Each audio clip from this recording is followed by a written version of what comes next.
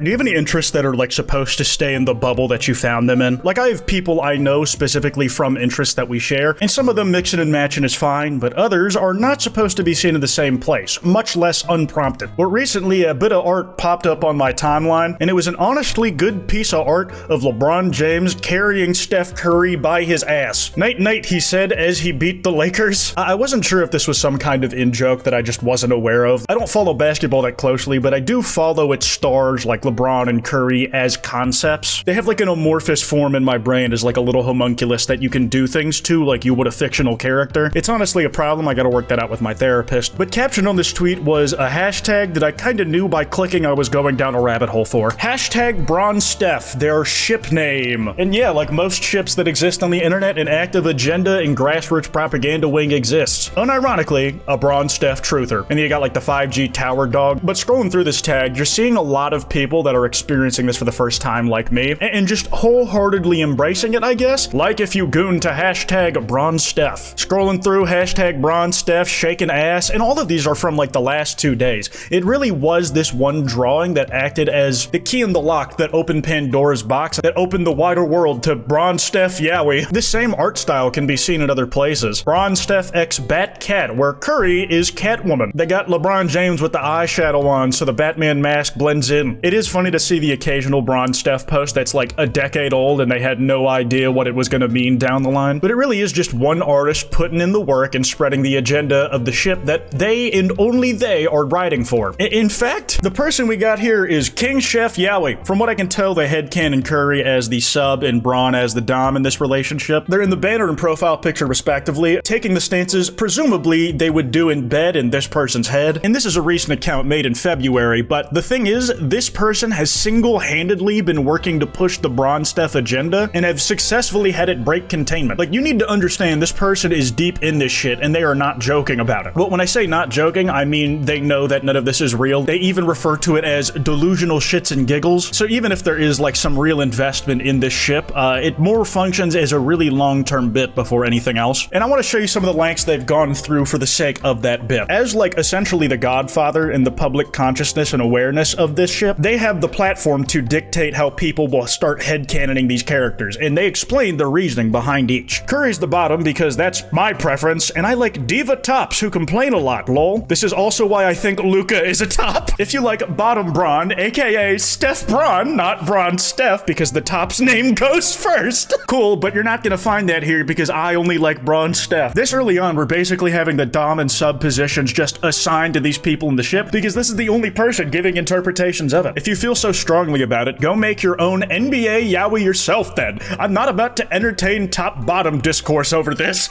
The top, to me, is whoever I think is hottest to top. Same with who bottoms, nothing else. That original tweet like did well. We're talking 9,000 likes, and I can only imagine that a bunch of people thought this was like a one-time shit post from an account they follow normally. Because if you weren't paying attention to the profile in its entirety, it might just look like any number of accounts you see on your For You page. But nope, they got more to say than just these drawings. Finally got time to watch the Pelicans game, and the way Bron's playing, Daddy Long Dick just landed in LA, baby, because the king is back. There are so many little moments that this person has taken archive and given commentary on. Like, we got whole ass threads in here. Bron guarding Steph. I can't even focus on the game when they're near each other. No, LeBron! King Chef Yaoi, deadass can't lose tonight because they'll both just be happy playing each other. I'll be happy watching them. If Lakers win, my team wins. If Warriors win, my GOAT's work wife is happy, which means he's happy. Don't know how many times we'll get to witness them have great matchups, and they do know how to pick the photos of them together that they're gonna comment on. If this were a screenshot taken from a TV show, you know there'd be like a dedicated ship tag in Tumblr on the morrow. They're even like committed to thinking way too hard about things that there's barely anything to think about. It kills me that whenever Bron praises Steph and uses the chef emojis, he always uses the cuter one, instead of the one with facial hair. 50 piece with 12 threes for Steph Curry. Not an April Fool's joke. Cooked!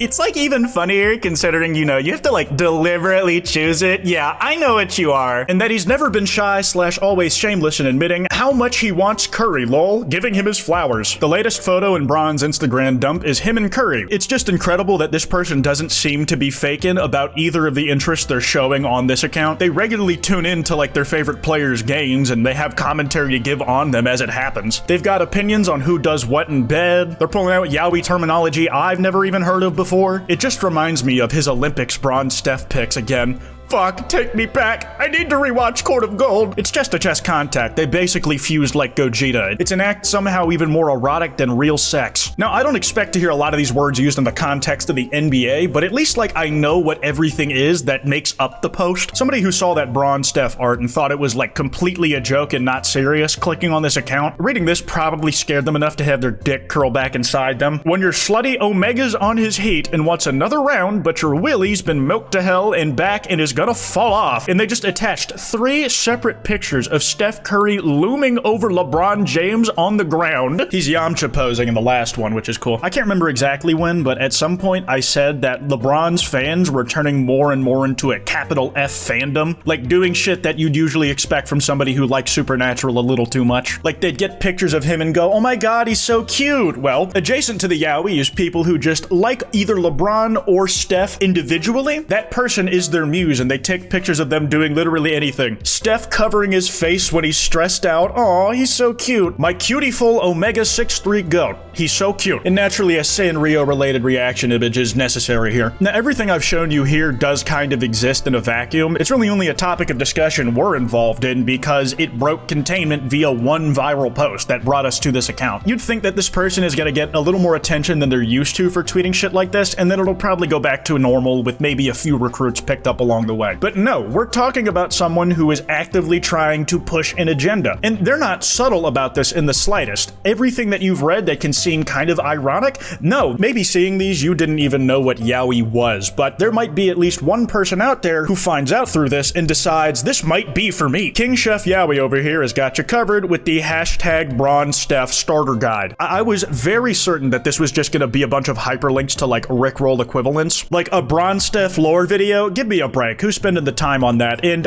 yeah, it's an NBA rivalry that defined a generation in a rivals to friends to lovers arc. I guess a documentary made on that dynamic could fill in people as to the backstory. There's also an extra where LeBron jokes after Steph misses free throw because they have such a good dynamic with each other. They're really making sure that they give back. He just let the damn thing fall on his head, too. There's a tremor in the force because Steph Curry just missed a free throw. It's always shocking. What's wrong with this rim? Someone check this. I'll give you 2, I ain't never seen it.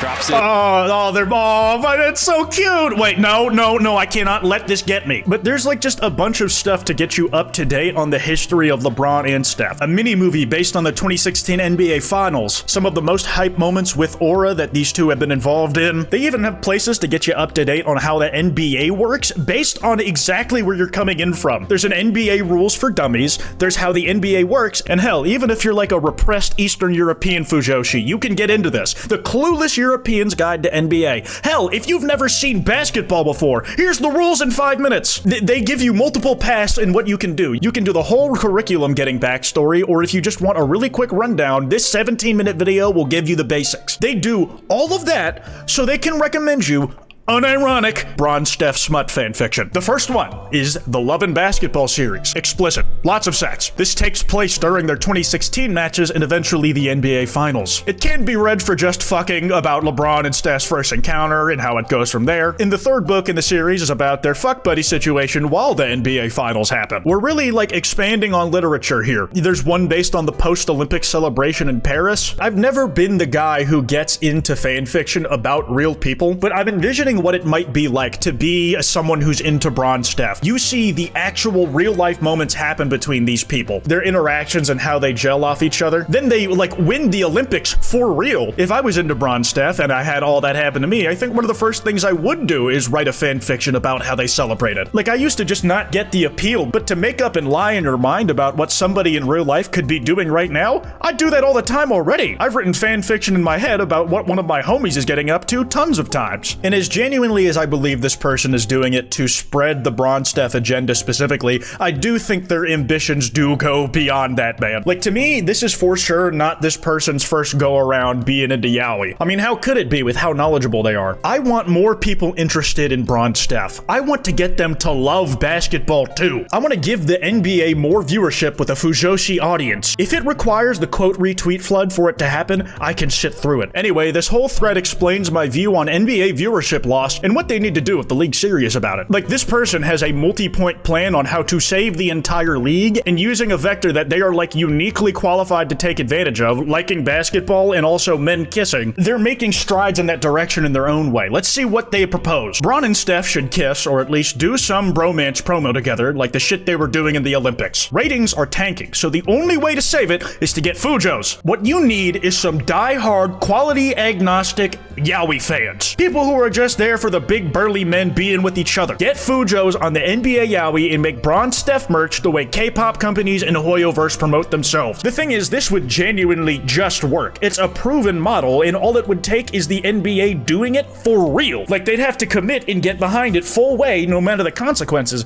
but they could get that audience. This person also says they need to promote in East Asian countries more, where the Fujo market is completely untapped, according to them. I didn't even think about that angle, but they're absolutely right. It speaks volumes half the people who follow me aren't even into NBA like that in the first place. They joined because of Yaoi, and now they're watching games. The NBA has like a proven case study on their hands, and I'm like only half joking when I say that some of these proposals are actually kind of smart. If you release the summer doc or summer package following Bron Steph on a trip, now do that for all the popular duos in the NBA. This could completely change how franchising works in the NBA, man. There might not be star players anymore that you base an entire era of a team around. The Mavericks might not be in the situation they are where they lost their main guy they were supposed to have forever, if instead they had a power couple. In other sports, like UFC for example, people who aren't at the absolute top of the division they're in end up making a name for themselves by being loud personalities. Whether they have an inspiring story, they have screen presence, they're funny and smart on their feet. Basketball players who are absolutely better at the sport than I could ever muster in my lifetime, who have definitely earned their spots on these teams but aren't necessarily the headlining acts, could find a whole new vector of marketability through stuff like this. The new player thing is such an easy fix. Just do what the rest of the K-pop companies do with their rookies. They all have a formula where they get to know you as a person first over their craft through vlogs, so it makes fans want to support you because they like you even if what you do is shit. This is like free game taken directly from the brain of an influencer. It's genius. Make those vlogs easy to find through the team's YouTube. Follow whatever BTS/SKZ did plus the editing format because that's what works. Genuinely, even if you didn't want to like go in on the Yaoi angle for this, there's some genuinely smart stuff here about establishing connections between different players as maybe even a normal duo, where their chemistry off the court is just as electric as on the court. I'm playing up some of what I'm saying for comedic effect, but genuinely surprised by some of the insight I've read in this thread and end up agreeing with. Anyways, that's all I got. That kwytebox email should be in the description if you want to send me any video topics. Anyways, piss off.